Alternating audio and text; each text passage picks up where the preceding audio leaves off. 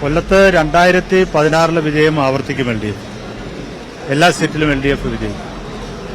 ഇടതുപക്ഷ ജനാധിപത്യ മുന്നണിയുടെ തുടർഭരണം കേരളത്തിലുണ്ടാകും. അതിനനുരോധമായിട്ടുള്ള പ്രവർത്തനങ്ങളാണ് കൊല്ലം ജില്ലയിൽ നടന്നുകൊണ്ടിരിക്കുന്നത്. തദ്ദേശ തെരഞ്ഞെടുപ്പിലും ഇടതുപക്ഷ ജനാധിപത്യ മുന്നണിക്ക് മുൻകൈ ഉണ്ടായ ജില്ലയാണ് കൊല്ലം ജില്ല. 11 മണ്ഡലങ്ങളിലും നല്ല നിലയിൽ LDFന് മുൻതൂക്കമുണ്ടായിട്ടുണ്ട്. LDF BJPയേക്കാൾ കോൺഗ്രസിനേക്കാൾ ബഹുദൂരം മുന്നിലാണ്.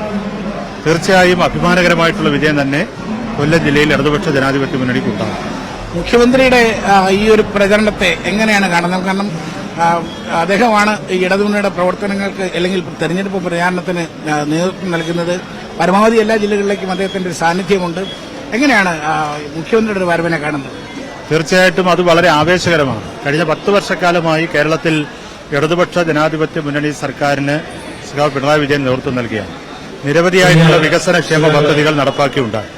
അത് ജനങ്ങൾക്കിടയിൽ നല്ല സ്വാധീനം ചെലുത്തിയിട്ടുണ്ട്. തീർച്ചയായും അതുകൊണ്ട് തന്നെ അദ്ദേഹത്തിന്റെ നേതൃത്വം പരക്കെ അംഗീകരിക്കപ്പെടുന്നു. അദ്ദേഹത്തിന്റെ സാന്നിധ്യം ഇടതുപക്ഷ ജനാധിപത്യ മുന്നണി പ്രവർത്തകർക്ക് കൂടുതൽ ആവേശം പകരുമെന്നുള്ള കാര്യത്തിൽ സംശയം.